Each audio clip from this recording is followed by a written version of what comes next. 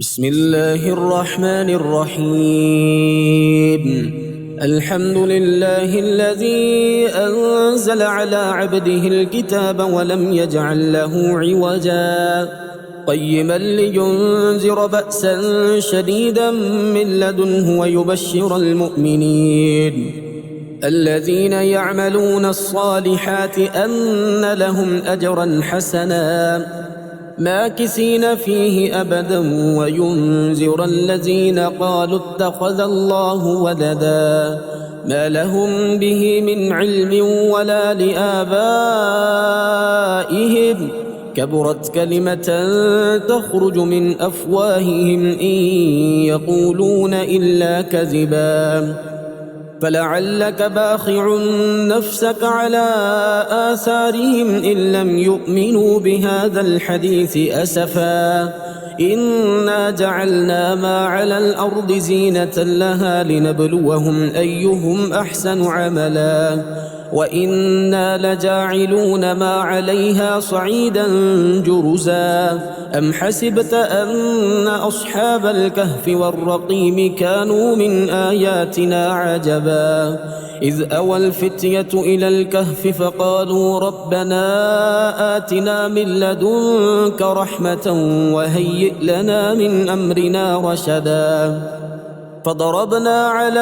آذانهم في الكهف سنين عددا ثم بعثناهم لنعلم أي الحزبين يحصى لما لبثوا أمدا نحن نقص عليك نبأهم بالحق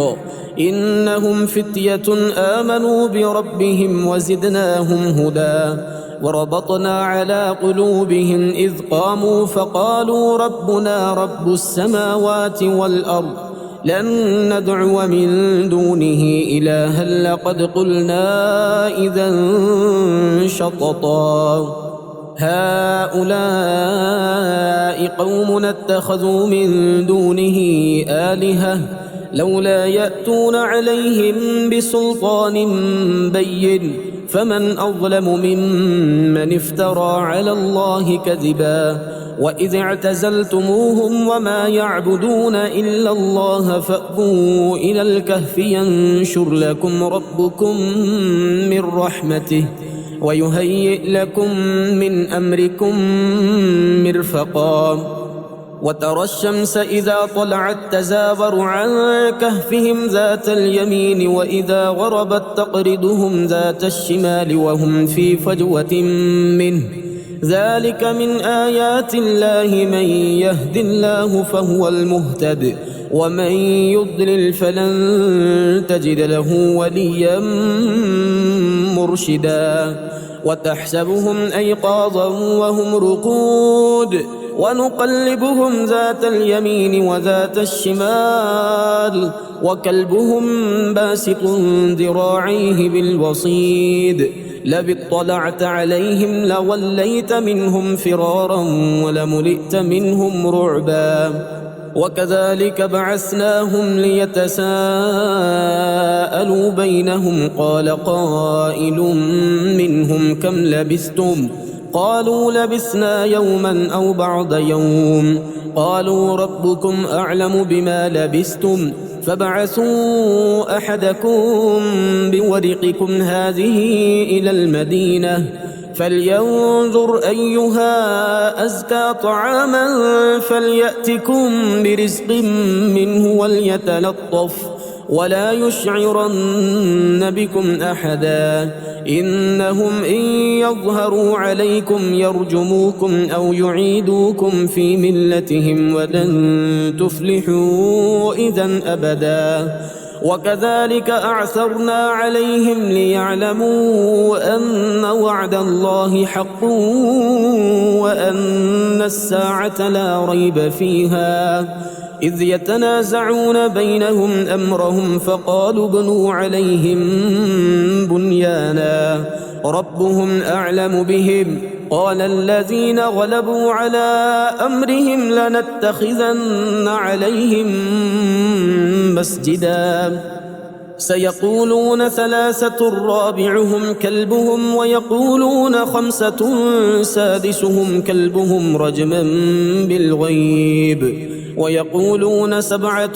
وثامنهم كلبهم قل ربي أعلم بعدتهم ما يعلمهم إلا قليل فلا تمار فيهم إلا مراء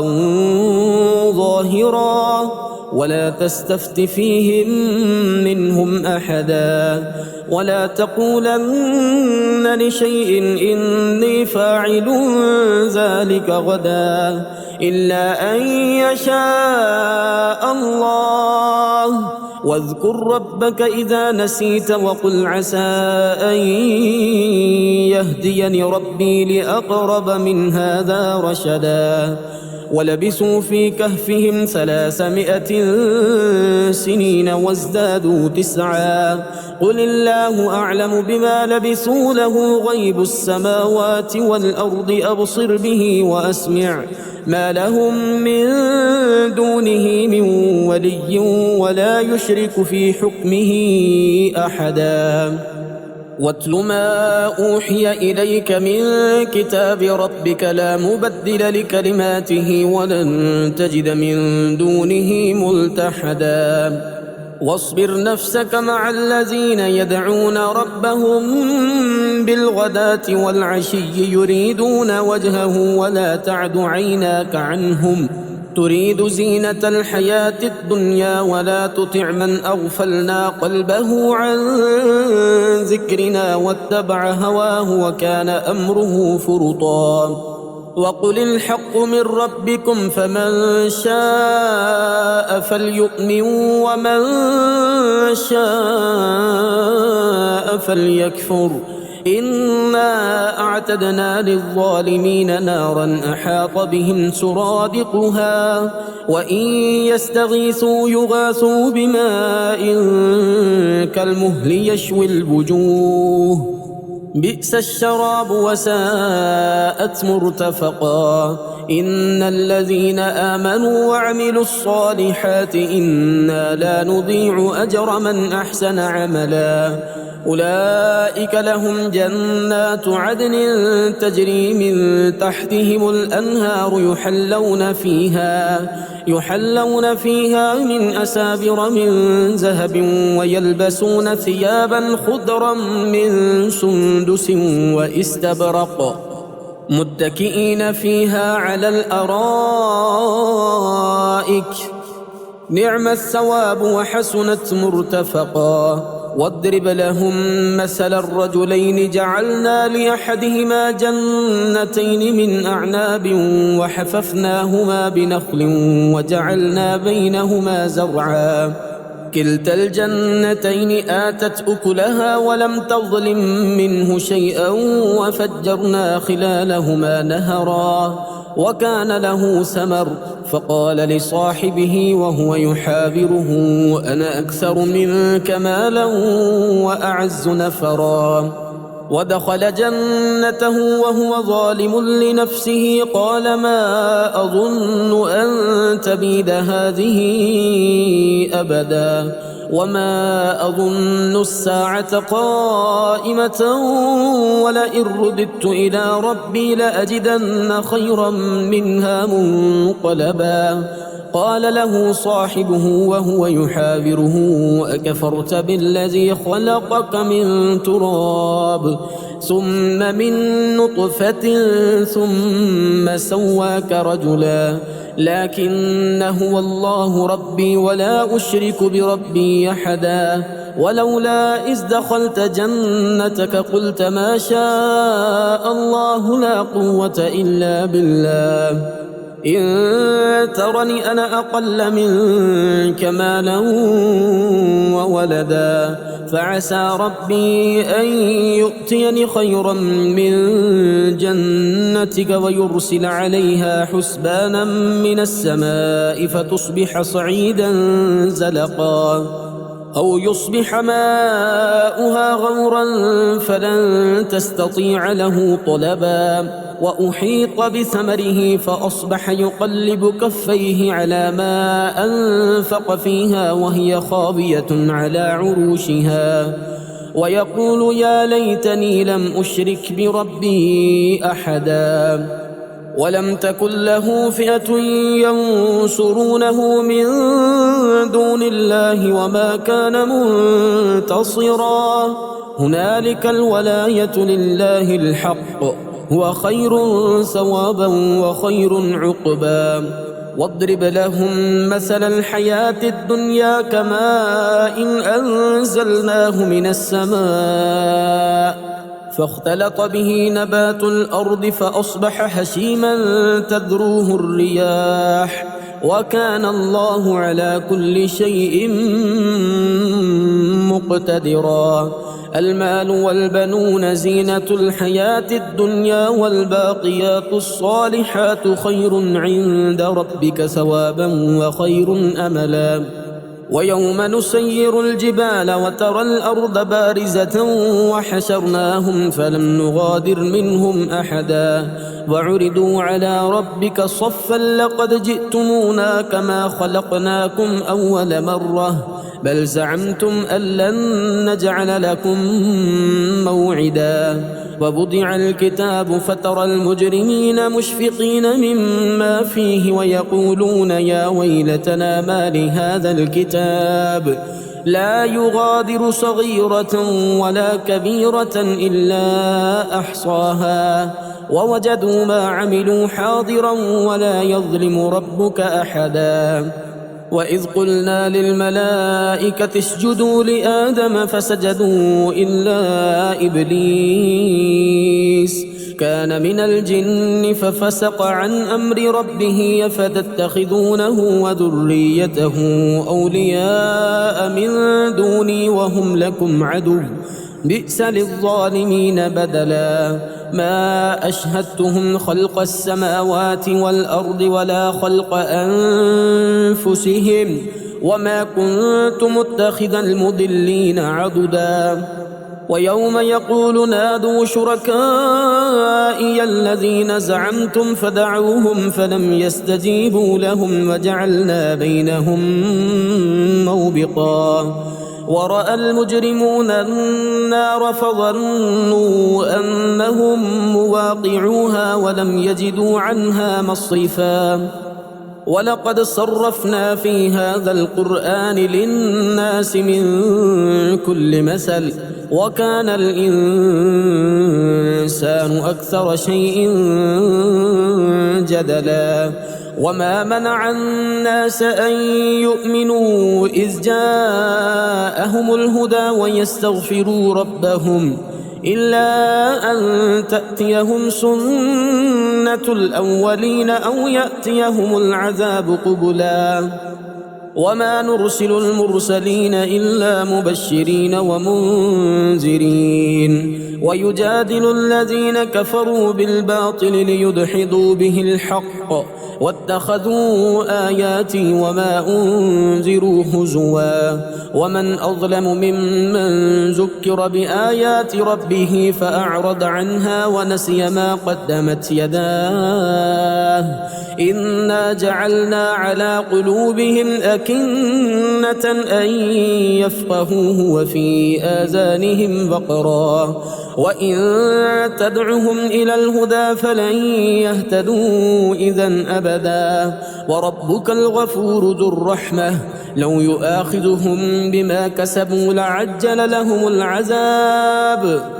بل لهم موعد لن يجدوا من دونه موئلا وتلك القرى أهلكناهم لما ظلموا وجعلنا لمهلكهم موعدا وإذ قال موسى لفتاه لا أبرح حتى أبلغ مجمع البحرين أو أمضي حقبا فلما بلغا مجمع بينهما نسيا حوتهما فاتخذ سبيله في البحر سربا فلما جاوزا قال لفتاه آتنا غداءنا لقد لقينا من سفرنا هذا نصبا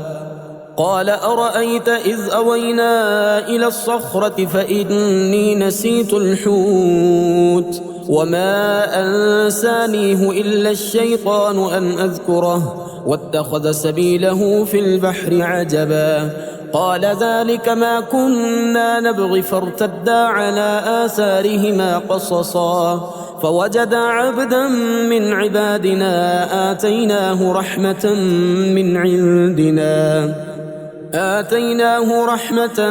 من عندنا وعلمناه من لدنا علما قال له موسى هل أتبعك على أن تعلمني مما علمت رشدا قال إنك لن تستطيع معي صبرا وكيف تصبر على ما لم تحط به خبرا قال ستجدني إن شاء الله صابرا ولا أعصي لك أمرا قال فإن اتبعتني فلا تسألني عن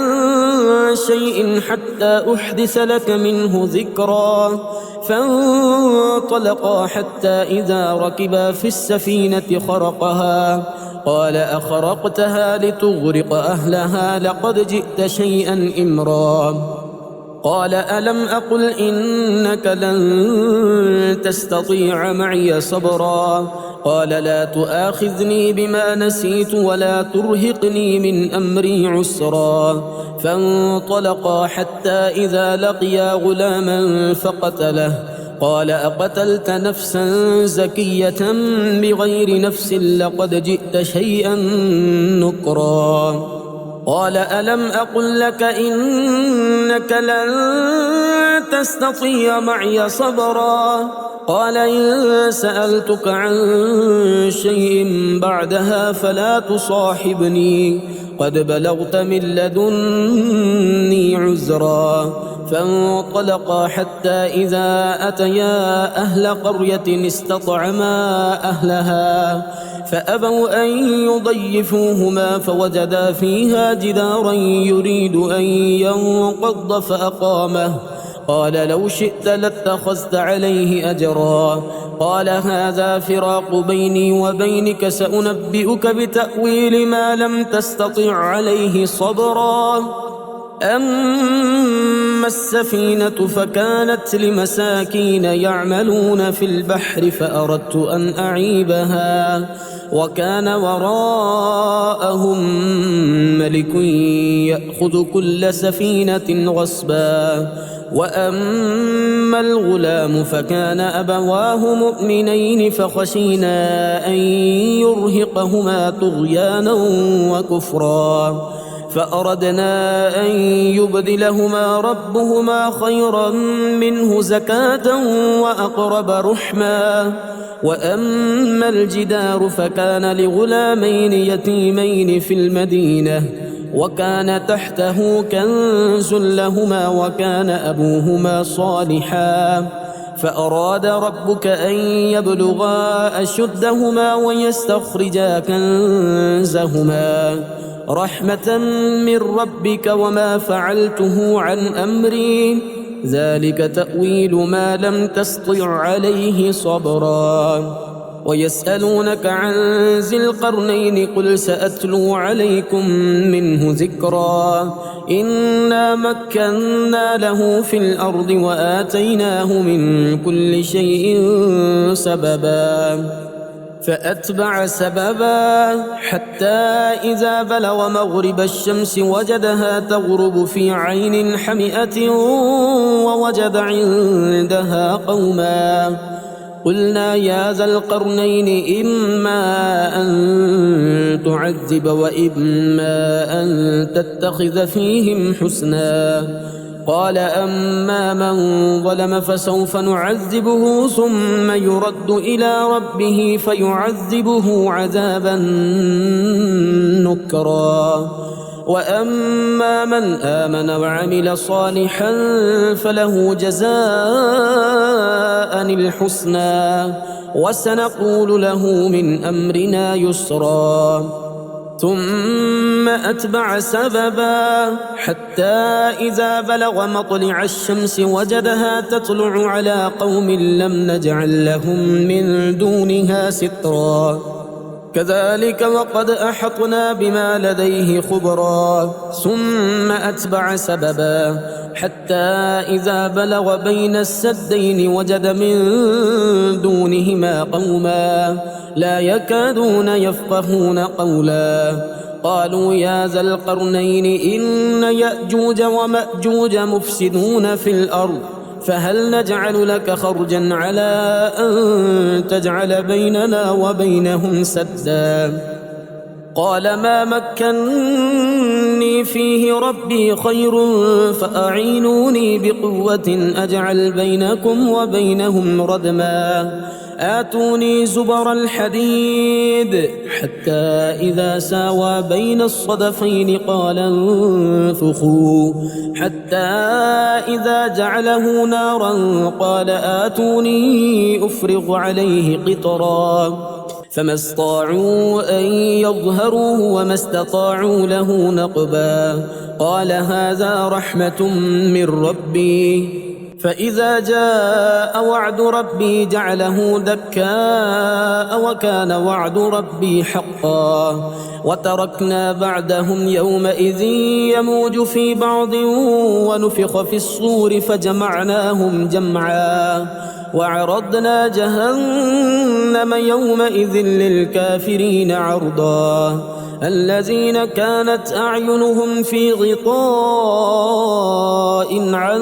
ذكري وكانوا لا يستطيعون سمعا أفحسب الذين كفروا أن يتخذوا عبادي من دوني أولياء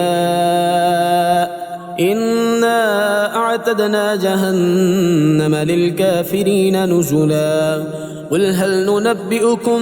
بالأخسرين أعمالا الذين ضل سعيهم في الحياة الدنيا وهم يحسبون أنهم يحسنون صنعا أولئك الذين كفروا بآيات ربهم ولقائه فحبطت أعمالهم فلا نقيم لهم يوم القيامة وزنا ذلك جزاؤهم جهنم بما كفروا واتخذوا آياتي ورسلي هزوا